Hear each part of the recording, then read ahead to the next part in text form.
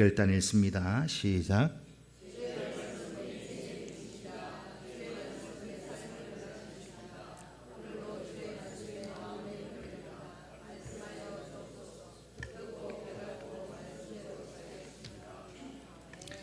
할렐루야. 오늘은 시편 33편 1절부터 6절까지 봉독을 했습니다. 오늘 설교는 22절 마지막 절까지 시편 33편 전체의 내용을 가지고 말씀을 생각해 보고자 합니다. 우리가 신앙생활하면서 하나님을 향한 믿음의 고백을 날마다 하지요. 어떻게 고백합니까? 하나님을 믿습니다. 우리의 입을 통해서 고백되어지는 삶, 그것이 우리의 신앙생활이라 말합니다. 말만 하는 것이 아니라, 고백되어지는 것이 아니라 우리의 삶의 모습, 행동, 반응, 정말 우리가 하나님을 믿는다, 고백되어진다면 그 하나님을 향한 우리의 반응이 어떠하여야 할 것인가, 이것을 오늘 본문이 말씀하고 있습니다. 여러분들이 생각하시기에 하나님을 믿는 성도로 우리가 어떻게 하나님 앞에 반응하는 것이 마땅한 반응일 것인가? 우리가 하나님 앞에서 믿음 지키고 고백하면서 어떻게 반응하느냐? 또 그 반응이요, 하나님 보시기에 내 기준이 아니라 하나님 보시기에 그 기준에서 합당한 그 반응을 보이기 위한 삶을 살아가기 위해서는요, 전제 조건이 있습니다. 내가 믿는 하나님, 그 하나님을 믿습니다 고백하는데 우리가 믿는 하나님이 어떤 분인가를 제대로 똑바로 알아야 할 것입니다. 이것을 알아야 우리가 하나님 앞에 입술로 하나님을 믿는다 고백도 하고 우리의 삶의 모습을 통해 하나님을 예우해드리고 대접해드리는 삶, 그것이 우리의 신앙생활이다, 그렇게 정의할 수 있습니다. 우리가 살다 보면 사람에게도 예의를 갖추어야 된다, 예의 범절 이런 걸 많이 따지지 않습니까? 그래서 어느 누구 나를 제외한 그 누구 어떤 남녀노소 할 것 없이 어른이든 아이든, 아이라고 해서 우리가 무조건 무시해서도 되지 않잖아요. 아이에게 거기에 마땅한 어른으로서의 삶의 모습도 잘 나타내는 것, 그게 아이를 향한 예의를 지키는 것입니다. 상대방의 품격에 맞게 대우한다, 이것이 예의를 지키는 거죠. 예를 들어서 사람들이 다 똑같지요. 다 사람들의 인격의 차별은 없습니다. 그런데 예를 들어서요, 만약에 우리 평산교회에 대통령이 온다, 그때 준비하는 거하고 경산시장이 온다, 그때 준비하는 거하고 아마 격식에서부터 많은 차이가 있을 겁니다. 국회의원 한 명이 오는 거하고 여기 경산시의회 의원이 오는 거하고요, 아마 격이 달라질 겁니다. 우리가 뭔가 좀 다른 그런 준비를 합니다. 준비하는 게 다르고 예의를 갖추어야 할 것들이 다르지요. 그만큼 품격에 맞는 그런 대우를 해드리고 예의를 갖추는 거, 대접을 해드리는 거, 그것을 오늘 본문이 말씀하고 있습니다. 오늘 저와 여러분, 누군가에게 예의 없는 사람으로 손가락질 받고 싶은 사람은 아무도 없을 겁니다. 혹 여러분들이 지금까지 살아오시면서 누군가에게 예의에 어긋나는 그런 대우, 그런 대접, 인격 모독 그런 것까지 겪어보신 적이 있습니까? 야, 저 사람이 나를 무시하는구나. 알만한 사람이 인사도 안 하고 그냥 얼굴만 빤히 쳐다보고 그냥 생 지나간다. 그러면 여러분들의 기분은 어떠하십니까? 알만한 사람이 그냥 지나가는 거. 하나님께도 마찬가지입니다. 사람에게도 그런 대우, 그런 대접을 받으면 기분 좋아할 사람은 아무도 없을 거예요. 하물며 사람에게도 그러할진대 우리가 믿는 하나님, 그 하나님 앞에 우리가 어떻게 행동하고 어떻게 마땅히 보일 반응을 할 것인가. 오늘 본문은 한 줄로 요약하면 하나님 앞에 예의를 갖추어서 행동해라, 그것을 말씀하고 있습니다. 오늘 시편 33편은 하나님께 마땅한 찬양 그리고 영광을 돌리라고 그렇게 시작하고 있습니다. 마땅한 바다. 오늘 시편 33편의 전체 구도를 보면 크게 세 단락으로 나눌 수 있습니다. 1절에서 3절은 하나님을 찬양하라. 4절부터 11절은 그 하나님 앞에 우리가 왜 찬양 드리는 삶을 살아가야 할 것인가, 하나님이 어떤 분인데 우리가 찬양을 또 영광을 경배를 드려야 하는가, 그 이유를 말씀하고 있고 12절부터 마지막 22절까지는 하나님을 전적으로 믿어라, 신뢰하라고 말씀하고 있습니다. 우리가 하나님을 찬양하라. 그 이유는 하나님은 이러이러한 분이시기 때문에 우리가 찬양해야 된다, 그것을 말씀하고 있습니다. 그러면 하나님 앞에 이러이러한 분인 줄을 우리가 마땅히 알고 그 하나님을 전적으로 믿고 신뢰하고 의지하라, 그것이 오늘 설교의 핵심 내용입니다. 하나님의 의로운 성품을 찬양하라. 4절 5절이 기록해주고 있습니다. 그 여호와의 말씀은 정직하고 또 여호와께서 행하시는 모든 일은 진실되고 하나님은 공의와 정의를 사랑하신다, 그렇게 말씀하고 있습니다. 하나님이 어떤 분이신가를 간단하게 명확하게 소개해주고 있습니다. 하나님은 진실되고 공의로우신 분이십니다. 하나님을 향한 우리의 믿음, 생활의 모습이 무엇이 되어야 할 것인가, 그 하나님의 의로운 성품을 알고 그 성품에 맞는 그런 찬양을 올려드려라. 하나님은 정직하고 진실하고 공의를 사랑하시는 분임을 꼭 여러분들 가슴에 새기실 수 있기를 축복합니다. 그렇기 때문에 하나님이 그러한 분이시기 때문에 그 앞에 서는 모든 이들은 거짓되고 불의한 자는 하나님 앞에 설 수 없다. 왜요? 하나님은 정직하고 진실되고 공의를 사랑하시는 분이기 때문에 그 하나님 앞에 서려면 그 하나님을 닮아가야 하지 않겠습니까? 하나님은 의로운 분이기 때문에, 공의로운 분이기 때문에 그 하나님을 찬양하라 명령하고 있습니다. 그 다음에 6절부터 9절은 하나님의 능력을 찬양하라. 하나님의 성품을 알고 찬양하고 또 그 하나님의 능력을 알고 찬양하라 하십니다. 하나님은 말씀으로 천지 만물을 지으셨지요. 입의 능력으로 만물을 지으셨다라고 말씀하고 있습니다. 그가 말씀하신 대로 세상의 모든 경계, 질서가 세워졌지요.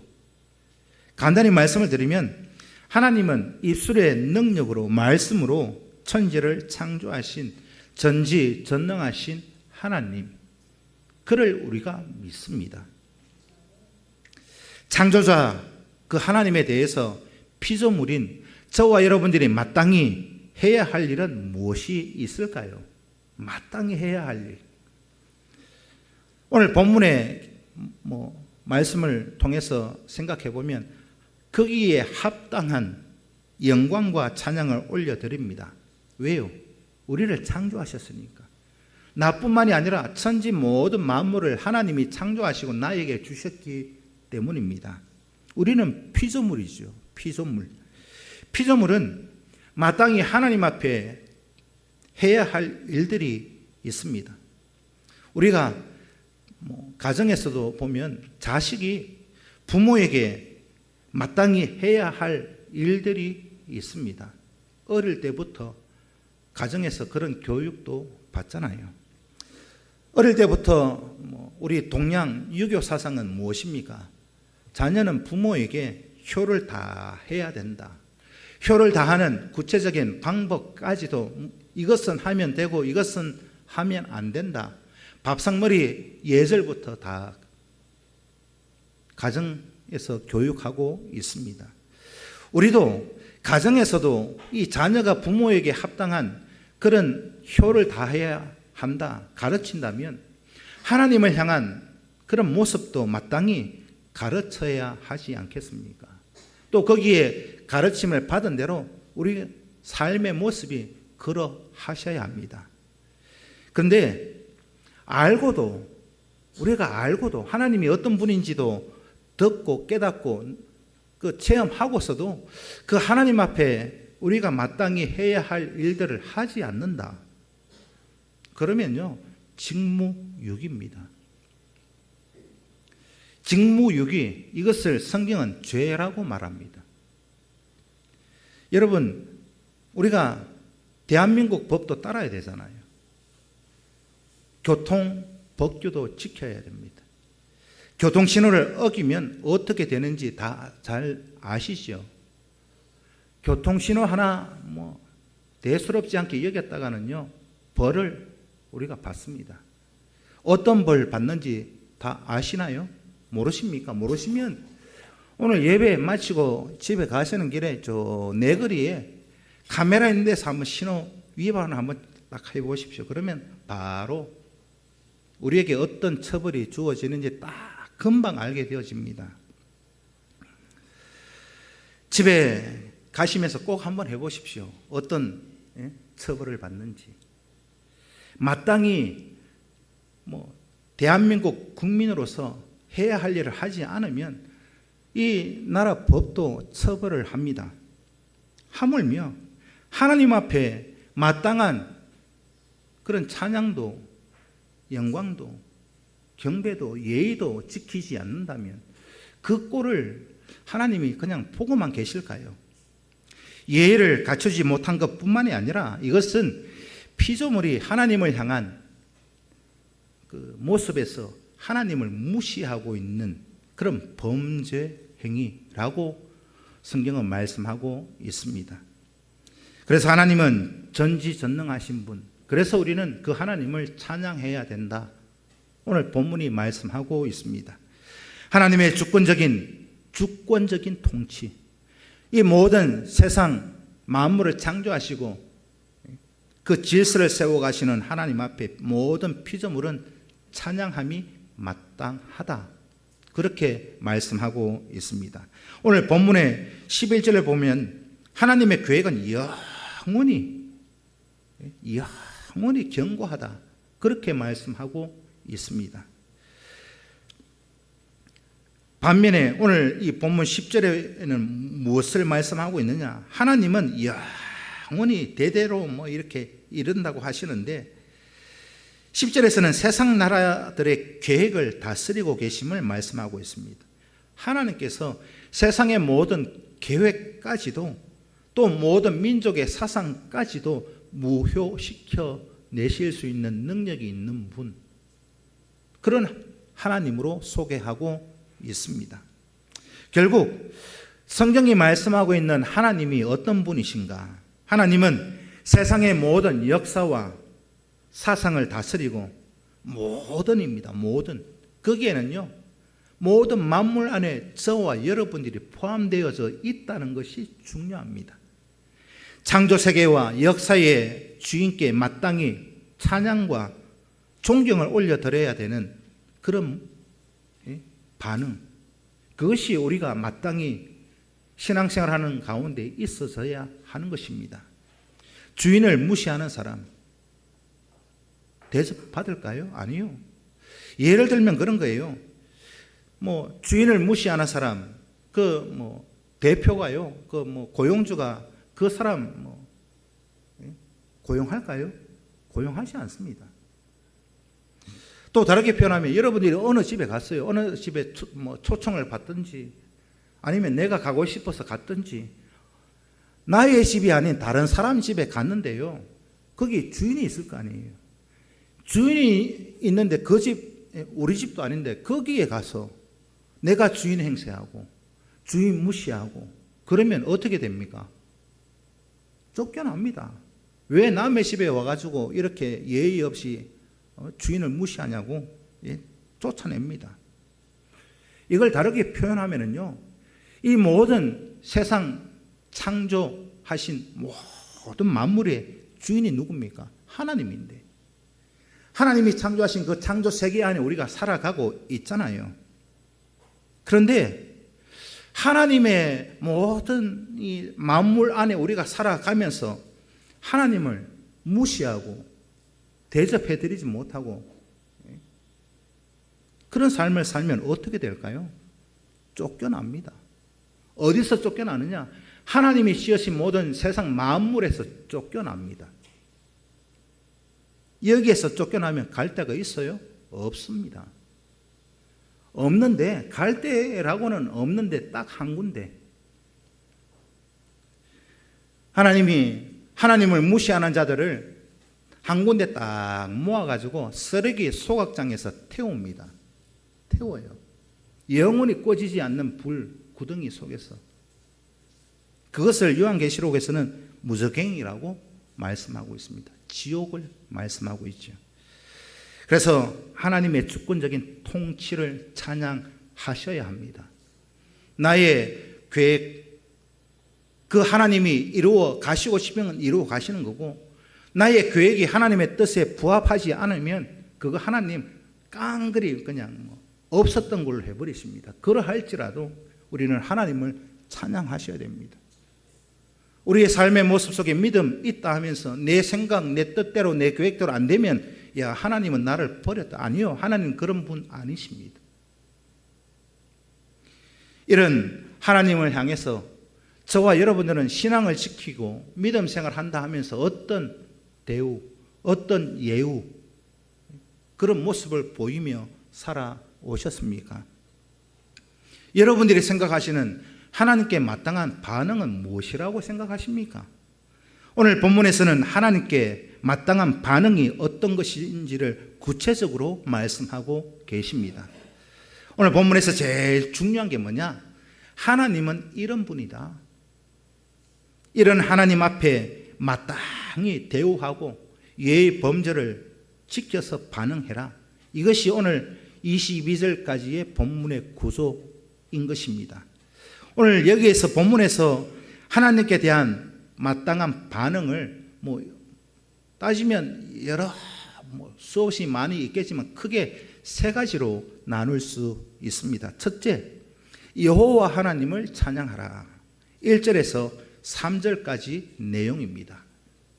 하나님은 우리의 찬양을 받으시기에 마땅하신 분이십니다. 믿으십니까? 마땅하신 분이에요. 그 마땅하신 분 앞에 우리가 찬양과 경배와 영광을 올려드리지 않는다? 죄 짓는 겁니다.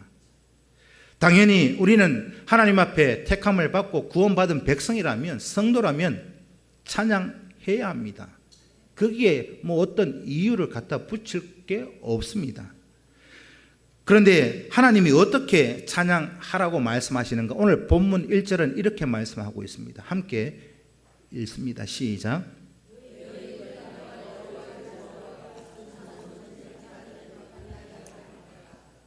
마땅히 할 일을 하지 않으면 뭐라고요? 직무유기. 하나님을 무시하는 겁니다. 우리가 하나님을 찬양하지 않는 거, 여러분, 그게 죄라고 생각 안 해보셨습니까?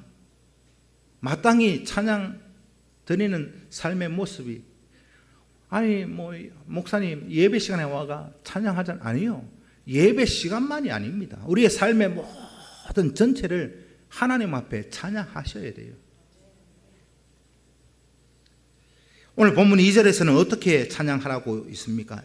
2절을 읽습니다. 시작. 3절 함께 읽습니다.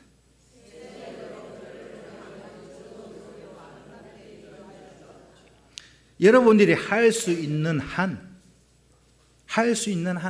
최상의 찬양을 올려드려 하나님을 기쁘시게 해드려야 마땅한 모습입니다. 또 어떻게 찬양해야 되느냐? 새 노래로 찬양 드리라 하십니다. 이 새 노래라는 말은 매일 새로운 곡을 작곡해가지고 찬양 드리라 그 의미가 아니라 하나님이 나에게 부어주시는 매일 은혜를 경험하고 그 은혜로 인해서 매일매일 찬양해 드려라. 그 의미가 새 노래로 찬양하라는 겁니다. 날마다 하나님 나에게 새로운 은혜를 부어 주옵소서. 그 은혜로 인하여서 내가 하나님을 찬양 드립니다. 이게 새 노래로 찬양하는 겁니다. 꼭 그렇게 새 노래로 찬양하실 수 있기를 축복합니다. 날마다 하나님을 기쁘시게 하고 하나님을 감사함으로 찬양하는 여러분들이 되셔야 그가 복받은 삶의 모습을 나타내는 것입니다. 그리고 또한 전적으로 여호와를 의지하라. 12절에서 17절까지 말씀하고 있는 내용입니다. 하나님은 세상의 모든 사람들을 정확하게 하나의 오차도 없이 꿰뚫어 보고 계시는 분이십니다. 오늘 그 내용을 13절에서 15절까지 말씀하고 있습니다. 우리가 가지고 있는 거요, 꿰뚫어 보고 계셔요. 누군가 그래요. 야, 목회자는 그 교회 부임하면 성도들의 가정에 숟가락이 몇 개 있는지까지 다 파악해야 된다. 그 정도로 꿰고 있어야 된다. 그렇게 저는 배웠습니다. 근데요, 사람이 꿰고 있는 건 한계가 있습니다. 근데 하나님은요, 시간도 초월하시고 공간도 초월하시고 알지 못하는 것이 없는 분이십니다. 만약에요, 사람은 속일 수 있습니다.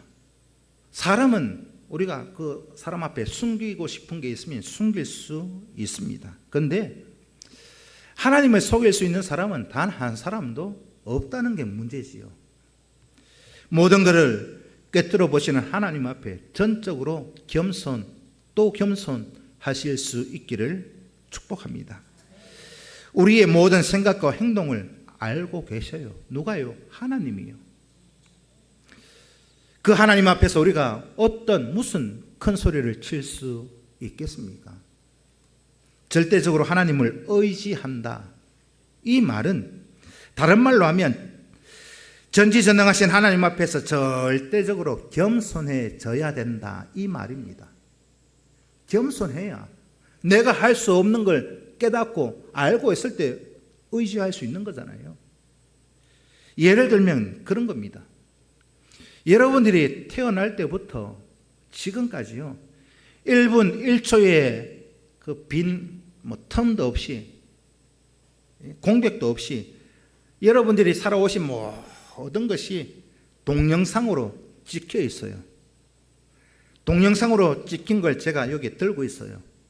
여러분들이 태어날 때부터 지금까지 세상에서 어떻게 살았는가 제가 다 찍어놨어요. 혼자 있을 때 짓을 하고 뭘 했는지, 밤에 뭘 하고 낮에 뭘 했는지 제가 다 찍어놨어요. 그러면 여러분들이 저한테 큰 소리 칠 수 있을까요? 아니요. 큰 소리 못 칩니다. 왜? 다 알고 있는데. 사람도 그 나의 모든 것을 알고 있는 사람 앞에 큰 소리 칠 배짱 없지 않습니까? 하물며 하나님 앞에서 나의 안고 일어서는 모든 것을 누구에게 말하지 않은 내 마음속에 품고 있는 생각까지도 알고 꿰뚫어 보시는 그 하나님 앞에 우리가 그 하나님을 무시할 수 있을까요? 그런 하나님 앞에서 우리가 믿음을 지키고 신앙생활하면서 어떻게 행동해야 되겠습니까? 거기에서 내가 잘났다고, 내가 의인이라고, 하나님 앞에서 내가 대단하다고 큰 소리 칠 만한 게 한 가지라도 있으십니까? 그래서 절대적으로 하나님을 의지하라는 말은 다른 말로 하면 절대적으로 하나님 앞에 겸손해야 된다는 말입니다. 오늘 본문 16절, 17절, 오늘 본문 그것이 그 내용입니다. 그런데 오늘 16절, 17절에서 전적으로 하나님 앞에 겸손하라, 하나님을 의지하라 하시는데 우리의 삶의 모습은 무엇을 따라가고 있느냐? 그게 문제지요. 오늘 우리는 무엇을 따라 살아가고 계십니까? 우리가 자녀들 키울 때 예수 믿고 자녀들을 믿음으로 키운다 말은 해요. 아휴, 믿음으로 자녀들 양육해야지요. 말은 번지르르하게 잘 합니다. 근데 진짜 그러냐? 오늘 이 주일날 예배를 더 중요하게 생각하십니까? 아니면 자녀들이 편한 거, 아유 자고 있느나 깨울라 하니까 아유 얼마나 피곤한데 자녀 눈치 보고 계십니까? 아니면 이 주일날 예배 드리는데 더 신경이 써 있습니까? 아니면 예배는 뒷전이고 이제 시험 쳐야 되니까 시험 기간이니까 예배 대충 드리고 빨리 학원 가거라. 그렇게 우리의 삶의 모습이 나타나고 있으십니까? 하나님은요, 우리의 마음의 동기, 생각의 계획까지도 다 알고 계십니다. 알고 계세요. 그 하나님 앞에 우리가 숨길 수 있는 게 뭐가 있을까? 국회에서 청문회 하잖아요. 청문회. 한 번씩 청문회 하는 장면을 보면은요, 국회에서 검증을 하는데 언론에서도 검증하고 제보를 받아서 검증하고요. 장관 후보자들 나오거나 누가 대법관 이제 청문회 하거나 하면요. 후보자들 나와서 이 청문회 하나도 어때요? 거기 나오는 순간 박살납니다.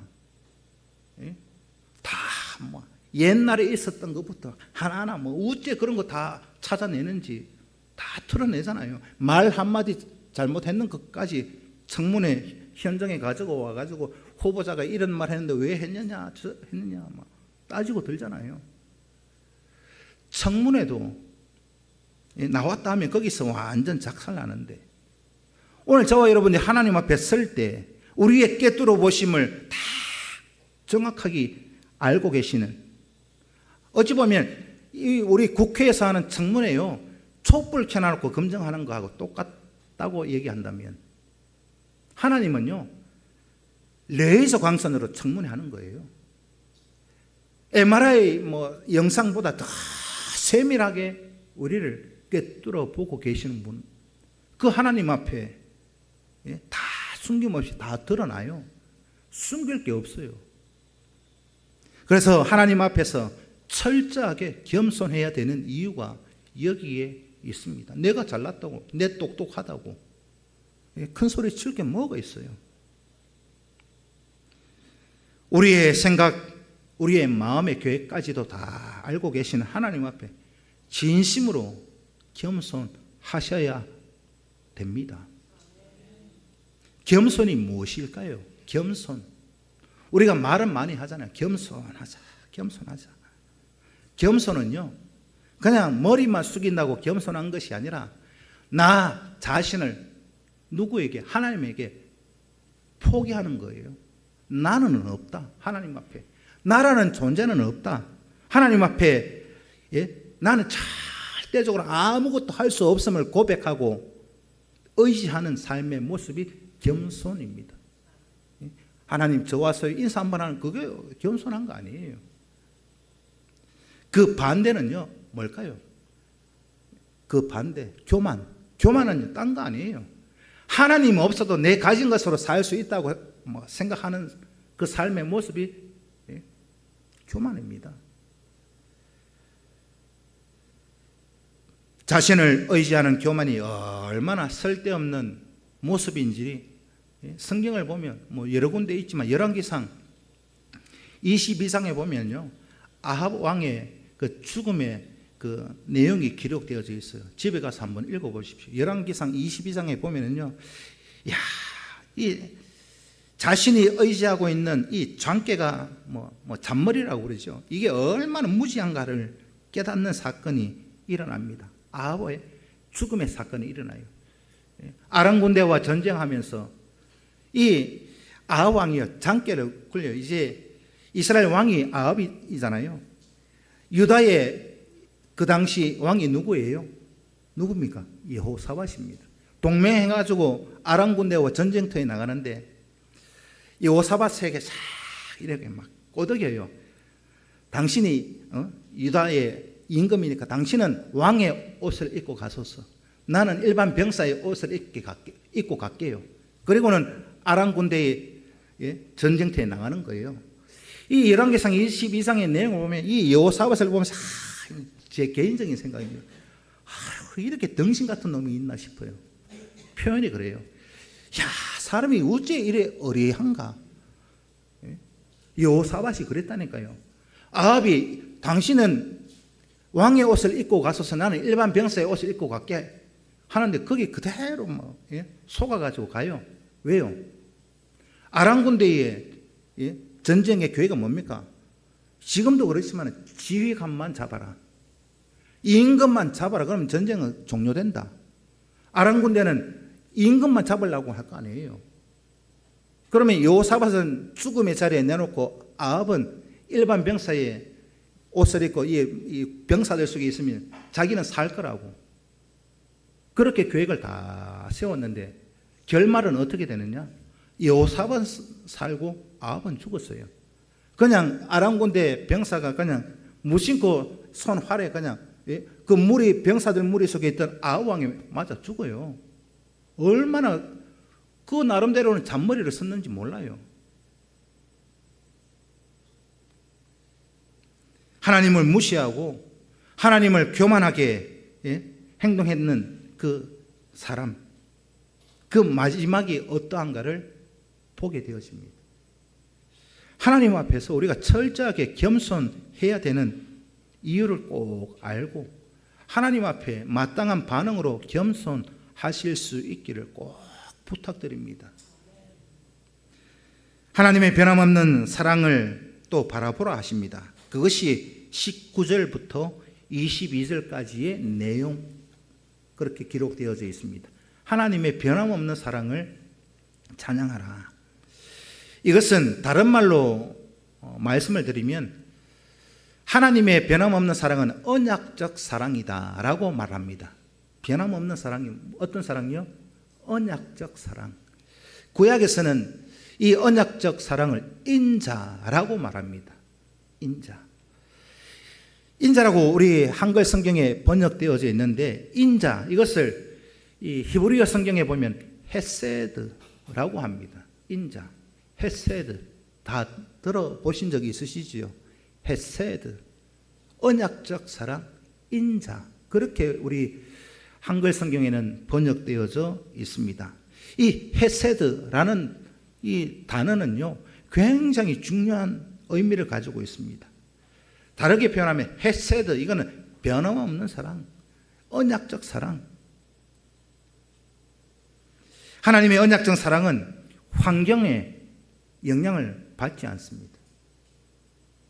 언약적 사랑은 어떤 형편도 상황도 영향을 받지 않습니다. 절대적으로 변하지 않는 하나님의 사랑을 헤세드라고 말합니다. 우리가 살아가는 이 시대, 우리 사람들과의 그 사랑 참 아침 다르고 저녁 다르고 조수국으로 변하잖아요. 아침에 남편 출근할 때 자기야 사랑해라고 저녁 때 돼가지고 밥도 안 차려주고 조숙으로 변하잖아요. 젊은 청년들 한번 보십시오. 우리 교회는 제가 그런 걸 제가 못 봤는데, SNS에 요즘 만난 지 100일째 돼가지고 100일째 기념하는데요. 또 며칠 안 가가지고 또 헤어졌대요. 남녀 간의 사랑은요 수시로 바뀝니다. 환경에 영향을 받는다는 말입니다.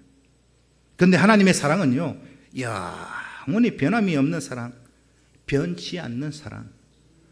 우리 정경화 집사, 권영국 집사 그 SNS 카톡에도 보면 며칠 차 있어요.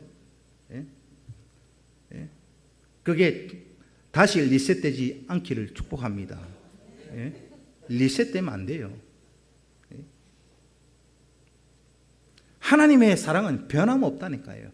사람의 사랑은 뭐 오늘 좋았다가 내일 나빠지고, 부부 간에도 마찬가지잖아요.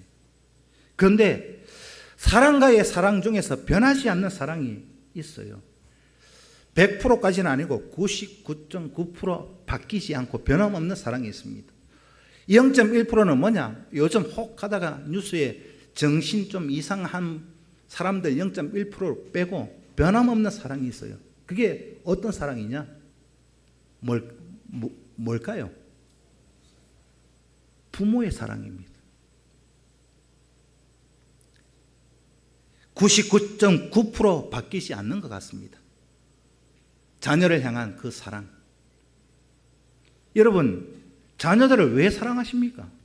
왜 사랑해요? 똑똑해서, 잘나서, 돈 잘 벌어서 사랑하십니까?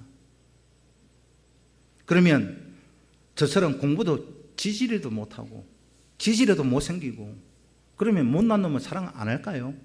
그래도 사랑하잖아요.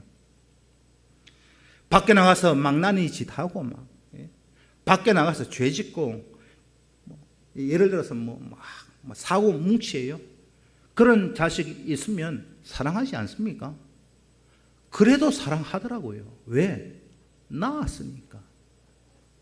이게 뭡니까? 이유는 딱 한 가지밖에 없어요.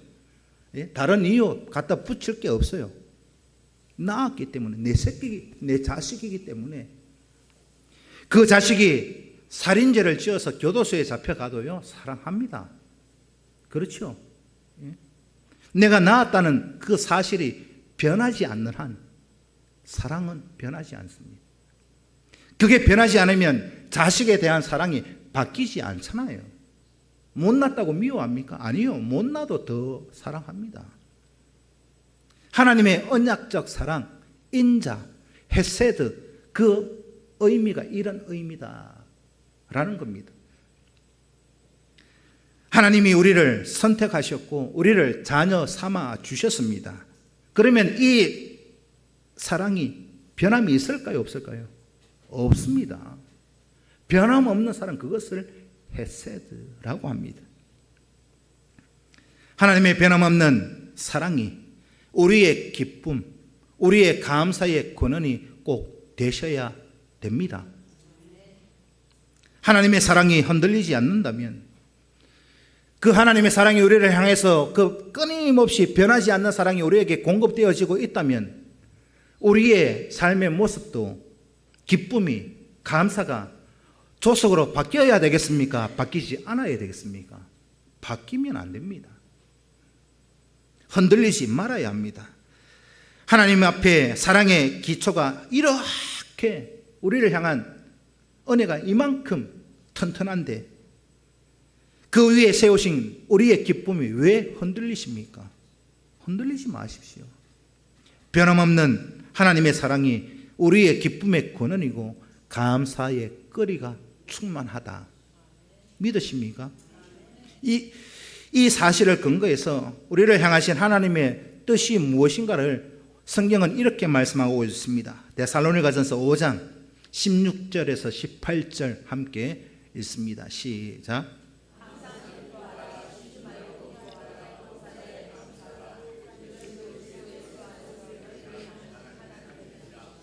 예수 그리스도 새 언약 안에서 우리를 택하여 주셨다. 구원하시고 하나님 자녀 삼아 주셨다. 자녀에 대한 부모의 그 마음은 바뀌지 않잖아요. 우리를 향한 하나님의 사랑도 바뀌지 않습니다. 그렇다면 우리는 기뻐하고 감사하고 즐거워해야 하는 것이 마땅하지 않겠습니까? 왜 믿음 가지고 신앙생활하면서 조속으로 자꾸 바뀌어요? 그거요, 믿음 없는 겁니다. 하나님의 뜻은 변하지 않습니다. 그러니까 뭐라고 말씀하시느냐? 항상 기뻐하라. 범사에 감사하라. 왜요? 왜 그렇게 말씀하십니까? 우리를 향하신 하나님의 뜻은 바뀌지 않으니까. 그 사랑은 변함이 없으니까. 그런데 우리의 기쁨은 어떠하십니까? 여러분 하루하루의 삶의 모습이 기쁘십니까? 행복하십니까? 여러분 스스로에게 한번 질문을 던져보십시오. 야, 오늘 주일이네. 오늘 주일 안 가면 또 야, 목사님 전화 올 끼고 또 예배 안 되고 딴 데 가려고 하니 뒷꼭대기 땡기는 것 같고. 여러분 그거요, 믿음 없는 겁니다. 기뻐서 예배의 자리에 가야 되고요. 그런데 우리의 사랑은 어떠하십니까? 우리의 기쁨은 어떠하십니까? 우리의 감사의 제목들은 어떠하십니까? 어떤 날은 사랑한다 그러고, 어떤 날은 기쁘다 그러고, 어떤 날은 감사하다 그래 놔놓고, 하룻밤새 사랑 안 한다 그러고, 기쁨이 어딨노? 감사가 어딨노? 그게 우리의 삶의 모습이잖아요. 왜 그래요? 왜 그럴까요? 이유는 한 가지밖에 없습니다. 우리의 눈이, 우리 기쁨의 기초, 감사의 기초가 하나님께 있지 않기 때문입니다. 눈앞에 펼쳐져 있는 우리 형편, 우리의 상황이 눈에 들어와서 그것을 좌지우지 우리 마음이 빼앗기고 있는 겁니다. 그래서 우리의 기쁨, 우리의 감사, 이거 환경에 노출되더라도 영향을 받지 않기 위해서는요, 상당한 깊이가 있는 영적인 훈련, 영적 내공이 쌓여져 있어야 됩니다. 그래야만이 우리 눈앞에 펼쳐져 있는 장애물을 뚫고 변함없는 하나님의 사랑을 볼 수 있기 때문입니다. 믿음의 눈이 있어야 된다는 말입니다. 그 환경을 넘어설 때 우리는 매일매일의 삶에 기뻐하고 감사하고 행복해질 수 있습니다. 눈앞에 여러분의 형편이, 눈앞에 여러분의 상황이 펼쳐져 있는데 그게 우리 펼쳐져 있는 게 우리 눈에 들어와서 내 마음을 장악하고 있으면 기쁨이 있을까요? 없어요. 그 형편도 그 상황도 뛰어넘어설 수 있는 영적인 깊은 단계, 그런 내공이 쌓여서 있어야 합니다. 예를 들면 이렇게 설명할 수 있어요. 방금 말씀드린 이거, 우리 눈앞에 펼쳐져 있는 형편과 상황을 뛰어넘어서 그 뒤에 계시는 하나님을 바라보라 하는 말은 이렇게 설명하면 여러분 쉽게 이해할 수 있습니다. 그러면 딱 답이 나옵니다. 뭐냐? 새벽에 안개가 자욱하게 피었어요. 야, 아침에 안개가 걷어지질 않는 거예요. 오전 10시가 됐는데도 안개는 그대로 있습니다. 새벽에 안개 끼고 아침에 안개 끼고 오전에도 안개 끼었다고, 야, 오늘 해 안 뜨네. 야, 오늘 학교 가야 되는데, 오늘 출근해야 되는데, 야, 오늘 해가 안 뜨니까 출근하지 말자 이러는 분이 있어요? 있습니까? 없습니까? 없어요. 안개가 걷혀지면 야, 햇빛이 쏟아질 거다. 오늘 새벽 예배 마치고 하늘을 보니까요, 보신 분 계십니까? 무지개가 얼마나 크게요. 이렇게 새벽 예배 마치고 하늘을 봤는데요, 무지개가 얼마나 크게 예쁘게 피어 있는지요. 그거하고 똑같은 거예요. 무지개가 계속 있습니까? 아니요. 해가 나잖아요.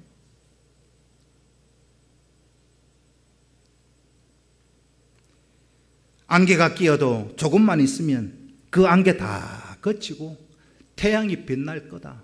그거 다 알고 계시는 내용이잖아요. 안개 꼈다고 야, 오늘 해 안 뜬다, 그런 분 없잖아요. 하나님의 사랑도 이와 같다는 말입니다. 어려움의 형편, 고난의 역경 만났다고 해서 하나님의 사랑이 변한 게 아닙니다. 내 삶에 고난이 있고 시련이 있고 아픔이 있다고 하나님의 사랑이 변한 게 아니라는 말입니다. 하나님의 사랑은 변함이 없는데, 환경을 뚫고 하나님을 볼 수 있다는 거 말처럼 쉽지 않습니다. 진짜요. 저도 해보니까 말처럼 쉽지 않습니다. 하나님의 변함없는 사랑을 바라보라. 오늘 본문 마지막 말씀하고 계시는데 이거 쉽지 않습니다. 여러분들의 삶의 모습이 힘들어요. 어려워요. 기쁨 유지하는 거 어려운 일입니다. 여러분들 물질의 문제, 질병의 문제, 자녀들의 문제, 내 가슴을 짓누르고 있는데 어떻게 기뻐해요? 기쁨이 넘치십니까? 내가 지금 질병에 걸려 있는데, 물질에 뭐 어떤 문제가 있는데, 자녀의 문제가 있는데 기쁨이 넘쳐요?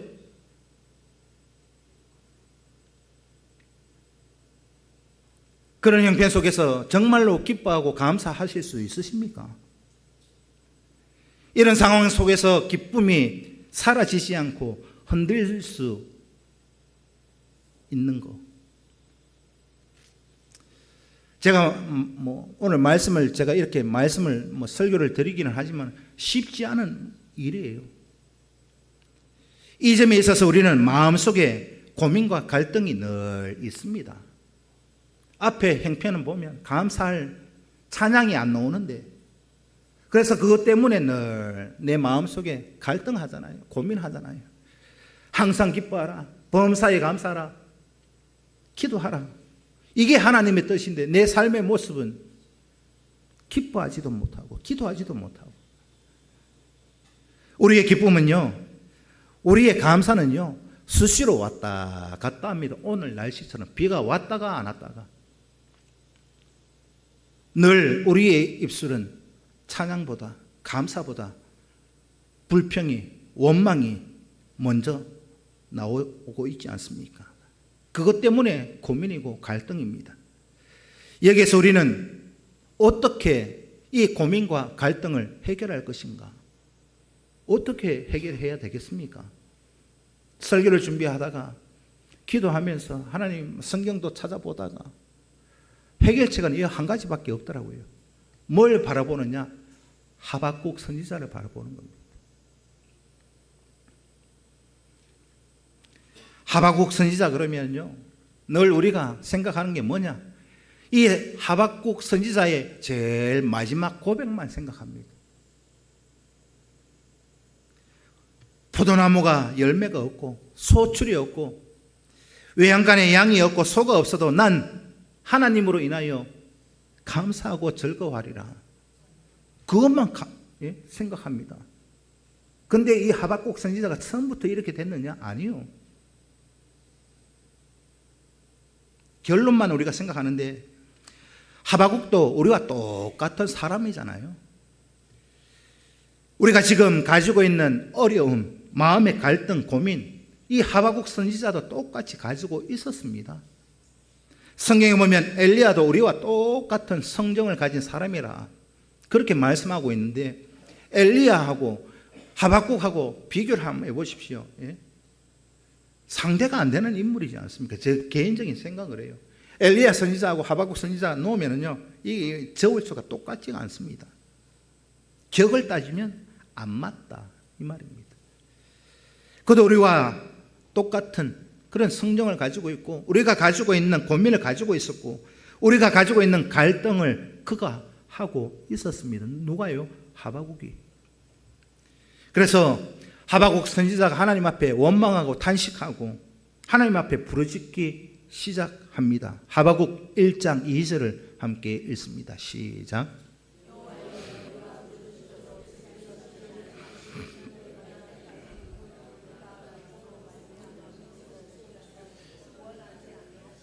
이 절을 보면요, 계속 탄식합니다. 2절만 그러냐? 하박국 1장 2절, 3절, 4절 계속 하나님 앞에 탄식하고 있는 내용이 나옵니다.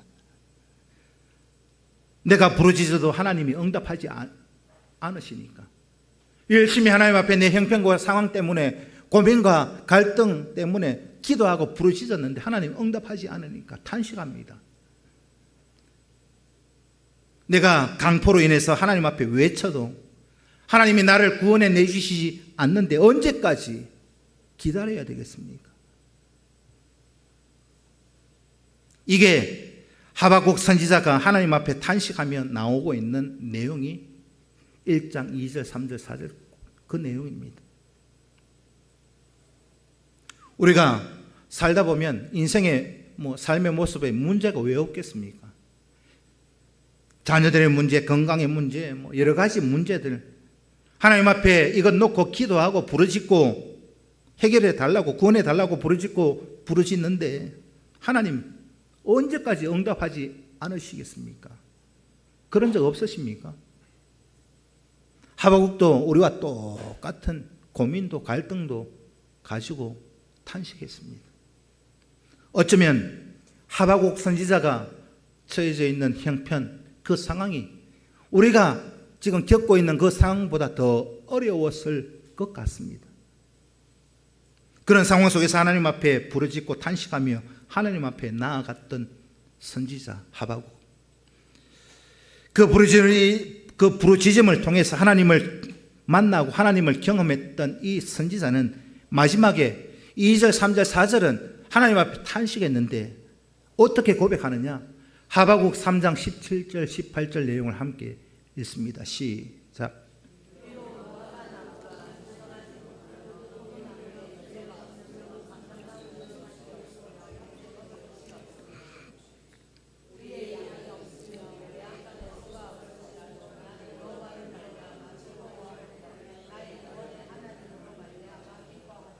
이 하박국 3장 17절, 18절 이 내용이 하박국 선지자의 결론입니다.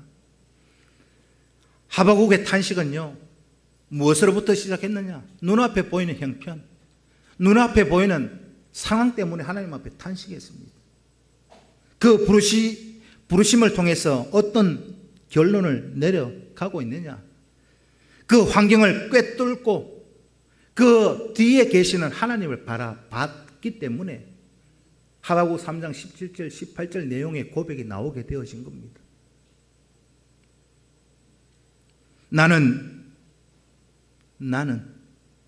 이 나는이 여러분들이 되실 수 있기를 바랍니다. 나는 여호와로 말미암아 즐거워하고 나는 구원의 하나님으로 말미암아 기뻐하리로다. 그 고백이 여러분들의 고백이 꼭 되실 수 있기를 축복합니다. 환경은 똑같아요. 엘리야가 겪고 있는 그 환경이나 하박국이 살았던 환경이나 우리가 살아가는 환경이나 죄 가운데 살아가는 것은 마찬가지입니다. 그런데 고통과 질병과 절망 속에 죽음이 있는 것은 매나 마찬가지인데, 그런데 우리에게 오늘 이 시간 있어야 될 것, 우리가 가져야 될 것, 그게 뭐냐? 환경을 바라보고 원망하고 불평하고 절망하는 것이 아니라 그 환경을 보고 하나님 앞에 부르짖고 탄식하고 하나님을 구하는 간절한 열정이 있어야 한다는 겁니다. 이 열정이 있을 때 우리는 그 형편도 그 환경도 꿰뚫어 나아가고 하나님을 발견할 수 있습니다. 안개 뒤에 펼쳐져 있는 해를 보듯이 하나님의 변함없는 사랑을 바라볼 수 있기를 축복합니다. 이것만 되어지면은요, 항상 기뻐할 수 있습니다. 내 형편이 이런데 어려운데, 하나님 뜻하신 바가 있겠지. 나는 하나님만 바라보랍니다. 사람 바라보지 않고 내 형편과 상황 바라보지 않고 하나님만 바라보고 기뻐하고 감사하고 나아가겠습니다. 이것만 되면은요, 세상 말로 만사 형통이 이루어지는 겁니다. 변함없는 하나님의 사랑만 보십시오. 그 하나님의 사랑을 마음껏 누리고 가지고 그 하나님을 찬양하고 영광만 올려드리십시오. 그러면요, 내 눈앞에 펼쳐져 있는 형편도 상황도 누가 간섭하시느냐? 하나님이 하십니다. 그 믿음 가지고 우리의 신앙생활이 날마다 기뻐하고 감사하고 즐거워하고 찬양하고 영광만 올려드리실 수 있는, 하나님 앞에 마음껏 겸손하실 수 있는 저와 여러분 꼭 되시기를 축복합니다. 기도드리겠습니다. 살아계신 아버지 하나님, 우리가 믿음이 있다고 하면서 우리를 향한 하나님의 사랑을 알고도